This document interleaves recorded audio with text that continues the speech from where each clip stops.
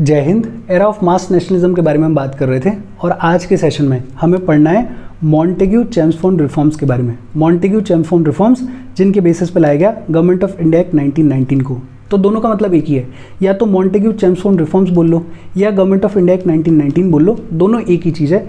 इसके बारे में आज अपने को बातचीत करनी है, पढ़ना है। अच्छा, ये जो मॉन्टेग्यू थे ये उस टाइम के सेक्रेटरी ऑफ स्टेट हुआ करते थे और ये जो चेम्सफोर्ड थे ये उस टाइम के वायसरॉय हुआ करते थे। इन दोनों के नाम पे नाम पड़ा मॉन्टेग्यू चेम्सफोर्ड रिफॉर्म्स या फिर गवर्नमेंट ऑफ इंडिया एक्ट 1919। इसके बारे में आज अपने को बातचीत करनी है, पढ़ना है। फिर हम देखेंगे कि गवर्नमेंट ऑफ इंडिया एक्ट 1919 के ड्रॉबैक्स क्या थे, कमियां क्या थी, और फाइनली हम बात करेंगे कि इसके अगेंस्ट में कांग्रेस का रिएक्शन क्या रहा। इन सभी टॉपिक्स के बारे में आज अपने को बातचीत करनी है, पढ़ना है। आगे बढ़ने से पहले वीडियो पर लाइक के बटन को दबा दो। लाइक दबाने में आपका कुछ जाएगा नहीं और YouTube वीडियो को कंसिडर करेगा और थोड़ा सा पुश कर देगा, तो लाइक का बटन दबा दो। शेयर कर दो अपने सोशल मीडिया हैंडल्स पे, व्हाट्सएप वगैरह पे अपने फ्रेंड्स को, या जो भी लोग इसमें इंटरेस्टेड है उनको शेयर कर दो और चैनल को सब्सक्राइब कर लो। देखो शुरू करते हैं। हम बात करेंगे अबाउट मॉन्टेग्यू चेम्सफोर्ड रिफॉर्म्स या फिर गवर्नमेंट ऑफ इंडिया एक्ट 1919 के बारे में। और बैकग्राउंड में कहानी क्या थी ये भी अपने को पता है। नवंबर 1918 में वर्ल्ड वॉर 1 खत्म हो गया था और जैसे ही वर्ल्ड वॉर 1 खत्म हुआ, इंडियन लीडर्स की एक्सपेक्टेशन थी कि ब्रिटिश गवर्नमेंट हमें कुछ कंसेशंस प्रोवाइड करेगी, हमें कुछ पॉलिटिकल गेन्स देगी। और ये ऑब्वियस भी था बिकॉज इंडियन लीडर्स ने बढ़ चढ़ के ब्रिटिश गवर्नमेंट को सपोर्ट किया था इन दी वॉर, और इसी उम्मीद में सपोर्ट किया था कि जब ब्रिटिश गवर्नमेंट जीत जाएगी, वॉर ख़त्म होगा, तो हमें कुछ कंसेशंस दिए जाएंगे, हमें कुछ पॉलिटिकल गेन्स दिए जाएंगे, हमें हो सकता है कुछ सेंस में सेल्फ गवर्नमेंट प्रोवाइड कर दी जाए। बट ऐसा हुआ नहीं, हुआ उल्टा। हमेशा के जैसे ब्रिटिश गवर्नमेंट ने कंसेशंस देने की बजाय इंडियंस को ब्रूचुअली सप्रेस करने की शुरुआत करी, ऑप्रेस करने की शुरुआत करी। इनफैक्ट ब्रिटिश गवर्नमेंट ने इम्प्लीमेंट किया अपने policy of carrot and stick को। मतलब एक बार फिर से British government divide and rule करने की कोशिश करेगी। इस policy of carrot and stick के तहत कैरेट के तौर पे लाए गए मॉन्टेग्यू चेम्सफोर्ड रिफॉर्म्स, जिनको मॉन्टफोर्ड रिफॉर्म्स भी बुलाया जाता है। इन मॉन्टेग्यू चेम्सफोर्ड रिफॉर्म्स को अनाउंस कर दिया गया था इन जुलाई 1918 और इसी के बेसिस पे फाइनली लाया जाएगा गवर्नमेंट ऑफ इंडिया एक्ट 1919 को।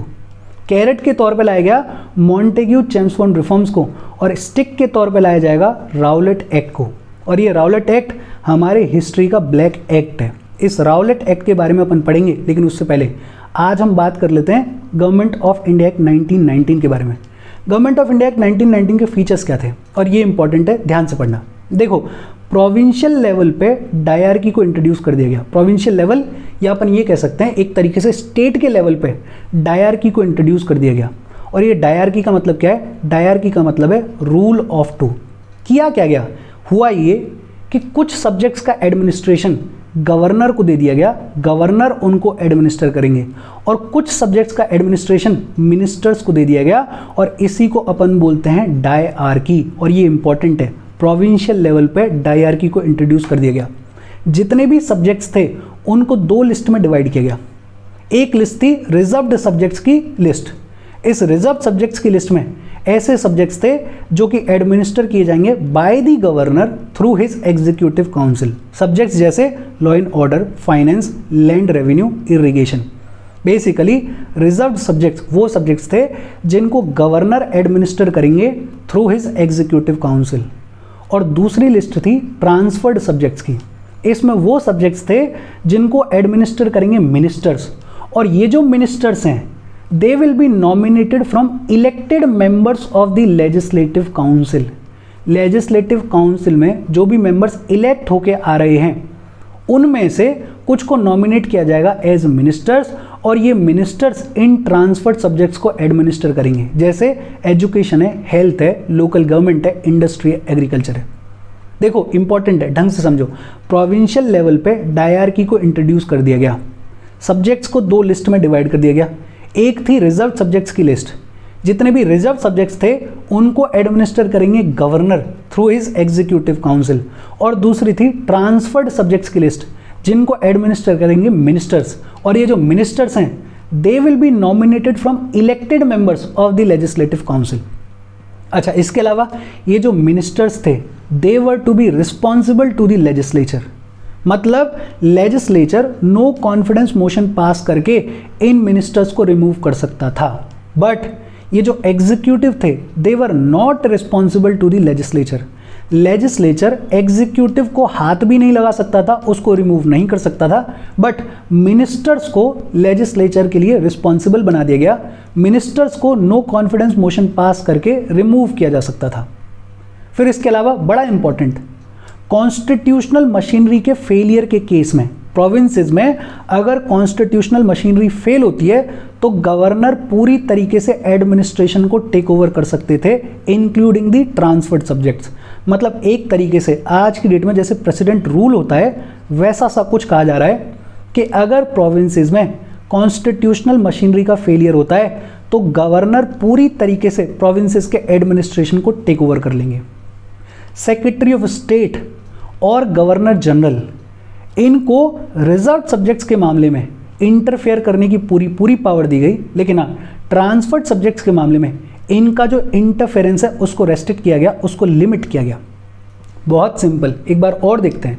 प्रोविंशियल लेवल पे डायरकी को इंट्रोड्यूस कर दिया गया। बेसिकली जितने भी सब्जेक्ट्स थे उनको दो लिस्ट में डिवाइड कर दिया गया। एक थी रिजर्व्ड सब्जेक्ट्स की लिस्ट, इस लिस्ट को एडमिनिस्टर करने का काम किसका? गवर्नर का, थ्रू हिज एग्जीक्यूटिव काउंसिल। और दूसरी थी ट्रांसफर्ड सब्जेक्ट्स की लिस्ट, इस लिस्ट को एडमिनिस्टर करने का काम था मिनिस्टर्स का, और मिनिस्टर्स को नॉमिनेट किया जाता था from elected members of the legislative council. ये जितने भी मिनिस्टर्स थे they were made responsible to the legislature, मतलब मिनिस्टर्स के अगेंस्ट में नो कॉन्फिडेंस मोशन को पास किया जा सकता था, but executive was not responsible to the legislature. Legislature executive का कुछ भी नहीं बिगाड़ सकता था। प्रोविंसेस में कॉन्स्टिट्यूशनल मशीनरी के फेलियर के केस में गवर्नर पूरी तरीके से प्रोविंसेस का एडमिनिस्ट्रेशन टेक ओवर कर सकते थे। सेक्रेटरी ऑफ स्टेट और गवर्नर जनरल या फिर वाइसरॉय एक ही आदमी हुआ करता था, बस दो डेजिग्नेशन थी। तो सेक्रेटरी ऑफ स्टेट और गवर्नर जनरल या फिर वाइसरॉय, उनको रिजर्व सब्जेक्ट्स के मामले में इंटरफेयर करने की पूरी पावर दी गई, लेकिन ट्रांसफर सब्जेक्ट्स के मामले में इनका जो इंटरफेरेंस का स्कोप है उसको रेस्ट्रिक्ट किया गया, उसको लिमिट किया गया। अच्छा, प्रोविंशियल लेवल पे लेजिस्लेचर्स में क्या हो रहा था?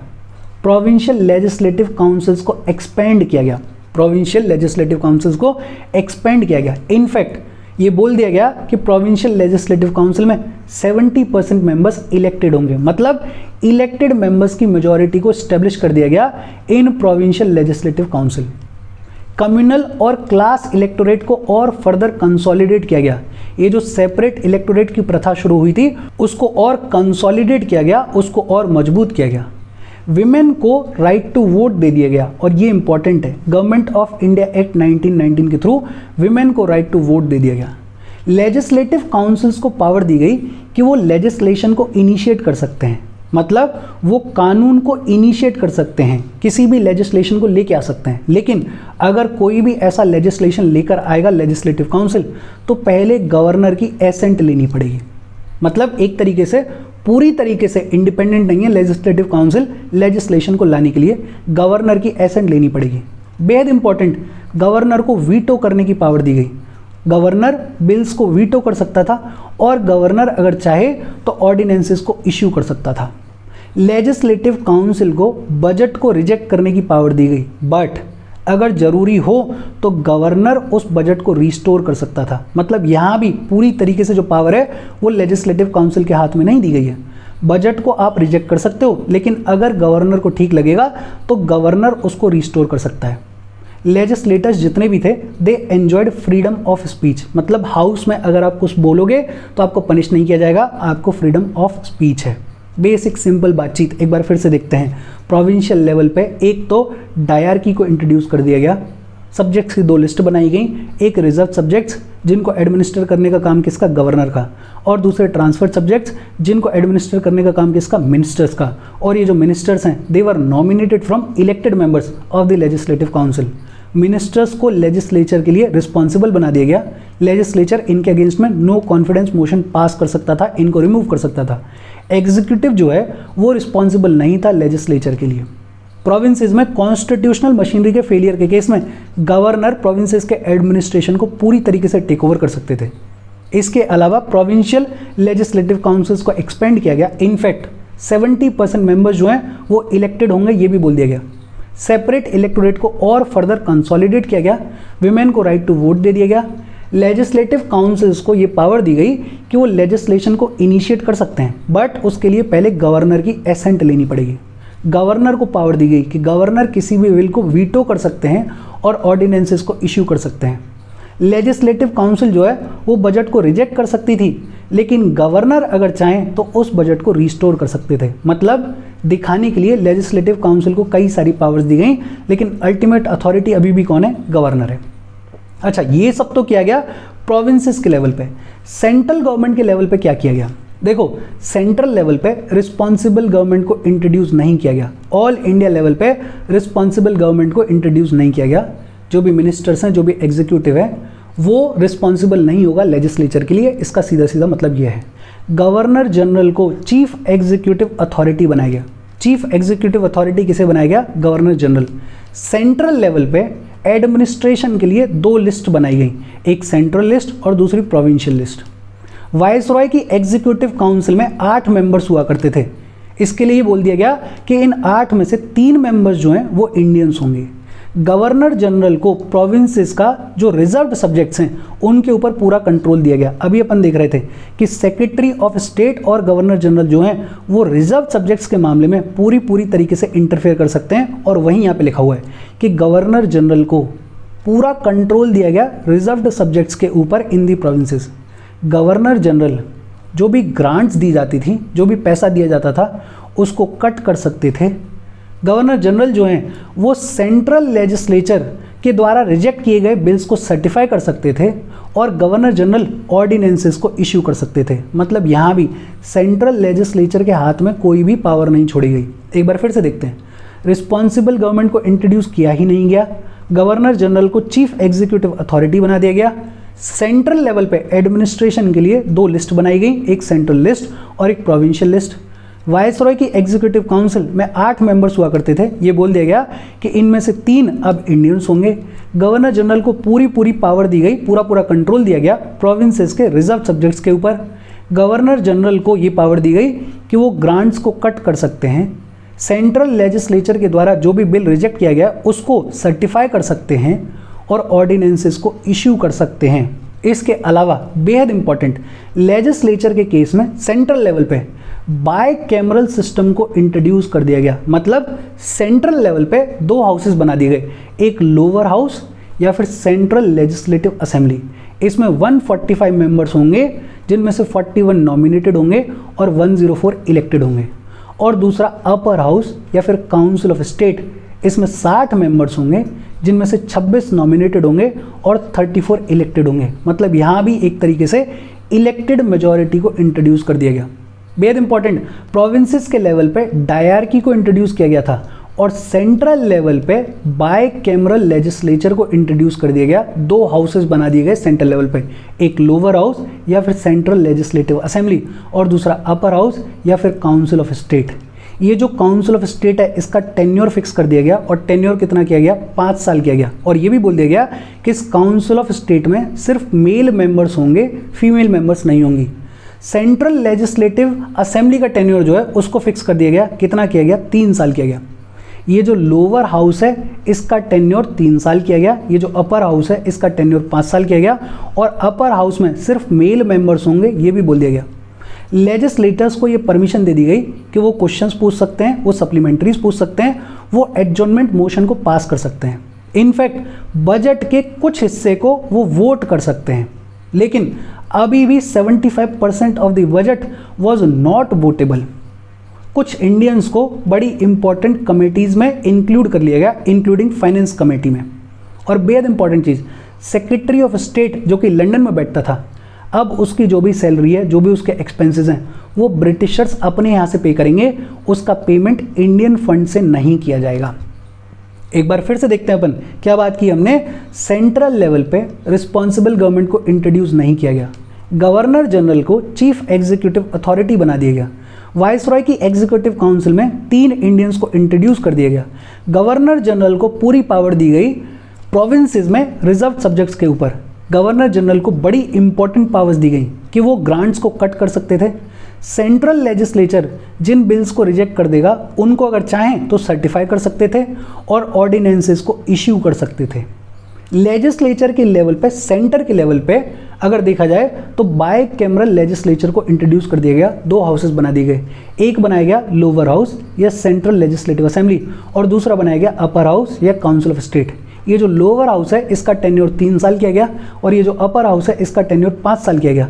और अपर हाउस के लिए बोला गया कि सिर्फ मेल मेंबर्स इसमें हो सकते हैं।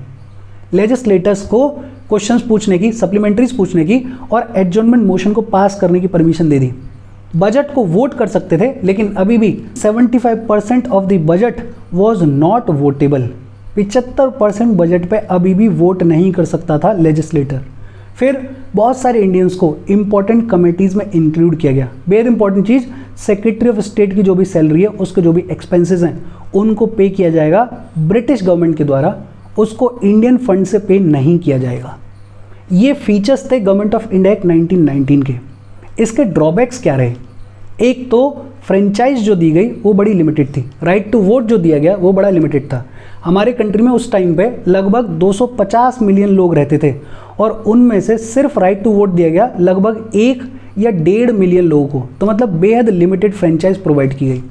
सेंटर के लेवल पे लेजिस्लेचर का कोई भी कंट्रोल नहीं था वाइसरॉय के ऊपर, उसकी एग्जीक्यूटिव काउंसिल के ऊपर। रिस्पॉन्सिबल गवर्नमेंट को इंट्रोड्यूस किया ही नहीं गया था सेंटर के लेवल पे।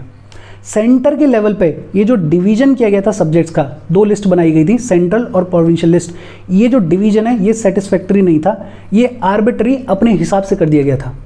सेंट्रल लेजिस्लेचर में जो प्रोविंसेस को अलोकेशन ऑफ सीट्स किया गया था, प्रोविंसेस को जो रिप्रेजेंटेशन दी गई थी सेंट्रल लेजिस्लेचर में, वो दी गई थी प्रोविंसेस की इंपॉर्टेंस के हिसाब से। जैसे पंजाब की मिलिट्री इंपॉर्टेंस है तो उसको ज़्यादा सीट्स दी गई, बॉम्बे की कमर्शियल इंपॉर्टेंस है तो उसको ज़्यादा सीट्स दी गई। बाकी जो प्रोविंसेस थी जिनकी उतनी इंपॉर्टेंस नहीं थी उनको सीट्स नहीं दी गई या उतनी सीट्स नहीं दी गई। अब बट ऑब्वियसली बात है कि जिनको कम सीट्स मिलेंगी वो प्रोविंसेस नाराज़ होंगे या नहीं होंगे। तो ये भी एक तरीके से डिस्क्रिमिनेशन किया गया। प्रोविंसेस के लेवल पे जो डिवीजन ऑफ सब्जेक्ट्स किया गया, रिजर्व सब्जेक्ट्स और ट्रांसफर सब्जेक्ट्स, वो बड़ा इररेशनल था। अब सोच के देखो, आप लिस्ट देख सकते हो कि ये जो लॉ एंड ऑर्डर है ये किसके हाथ में है? ये गवर्नर के हाथ में है। बट हेल्थ को मेंटेन करना है, लोकल गवर्नमेंट को चलाना है, इंडस्ट्री को चलाना है, एग्रीकल्चर को चलाना है, एजुकेशन को मेंटेन करना है, ये किसके हाथ में? ये हाथ में मिनिस्टर्स के में। अब यहाँ पे अगर कोई लॉ एंड ऑर्डर की सिचुएशन होगी तो ये जो मिनिस्टर्स हैं वो किसके ऊपर डिपेंडेंट हैं? गवर्नर के ऊपर डिपेंडेंट हैं। तो ये जो अरेंजमेंट है ये अपने आप में इररेशनल है, ये अपने आप में अनवर्केबल है, ये डेडलॉक वाली सिचुएशन क्रिएट करने वाली बात है। प्रोविंशियल मिनिस्टर्स जितने भी थे उनका कोई कंट्रोल नहीं था फाइनेंसेस के ऊपर, उनका कोई कंट्रोल नहीं था ब्यूरोक्रेट्स के ऊपर। इनफैक्ट ज़्यादातर टाइम ऐसा होता था कि मिनिस्टर्स को पूछा भी नहीं जाता था इंपॉर्टेंट मैटर्स के ऊपर, और अगर पूछ भी लिया जाए तो गवर्नर उनको बड़ा इजीली ओवर रूल कर देता था। मतलब कहने के लिए तो मिनिस्टर्स बना दिए गए, कहने के लिए तो मिनिस्टर्स को सब्जेक्ट्स दे दिए गए, लेकिन उनको एडमिनिस्टर करने के लिए एक्चुअल में कोई खास पावर दी नहीं गई, उनसे पूछा नहीं जा रहा था इंपॉर्टेंट मैटर्स के ऊपर। तो लिमिटेशंस है। एक तो राइट टू वोट जो है वो बड़ा लिमिटेड दिया गया। दूसरा, सेंटर के लेवल पे तो लेजिस्लेचर कुछ कर ही नहीं सकता था एग्जीक्यूटिव के अगेंस्ट में। सेंटर और प्रोविंसेस दोनों ही जगह पे जो सब्जेक्ट्स का डिवीजन किया गया वो बड़ा आर्बिट्री था। फिर इसके अलावा सेंट्रल लेजिस्लेचर में प्रोविंसेस को जो सीट्स का अलोकेशन किया गया वो इंपॉर्टेंस के बेसिस पे किया गया, और इस वजह से बहुत सारे प्रोविंसेस ऐसे थे जिनको बेहद कम रिप्रेजेंटेशन मिली। तो अपने आप में बहुत सारी कमियां थी। अगर पढ़ के देखोगे तो ऐसा लगेगा कि यार बहुत सारी चीज़ें कर दी, लेकिन थोड़ा डेप्थ में जाके देखोगे तो एक्चुअली आपको दिखेगा कि सारी पावर या तो गवर्नर के पास में है अभी, या फिर वाइसरॉय के पास में है, जिसको अपन गवर्नर जनरल भी बोल सकते हैं।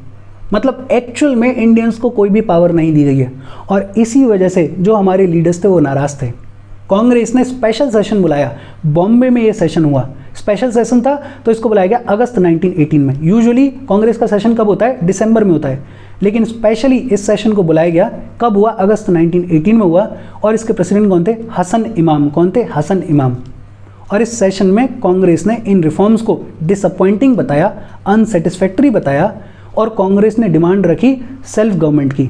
अब तक बातचीत हो रही थी सेल्फ गवर्नमेंट के बारे में, और सरकार अभी भी बोल रही है कि हम आपका रिप्रेजेंटेशन बढ़ा रहे हैं। तो कांग्रेस ने बोला कि ये तो गलत है।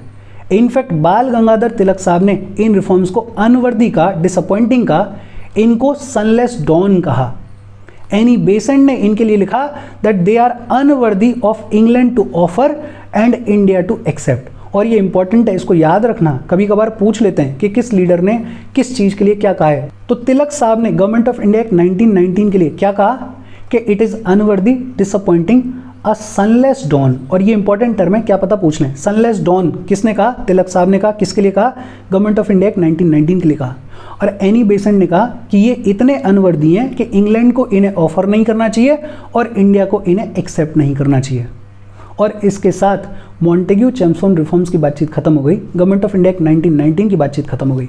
इसके जो फीचर्स हैं उनको ढंग से पढ़ना, ढंग से समझना, शॉर्ट में लिखो उनको याद करो, बिकॉज अभी प्रीलिम्स में पूछा गया था 1935 के बारे में, हो सकता है कभी 1919 के बारे में पूछ लें, तो इसको ढंग से पढ़ना। बाकी बॉम्बे सेशन को याद रखना और ये दो चीज़ें याद रख लेना, बिकॉज कभी कभार इसके बारे में भी पूछ लेते हैं। बाकी तो जनरल है कि कांग्रेस ने इनको डिसअपॉइंटिंग कहा, इनको अनसेटिस्फैक्ट्री कहा। और इसके साथ आज की अपनी बातचीत खत्म। कोई डाउट हो कमेंट करके पूछ लेना। Thank you very much.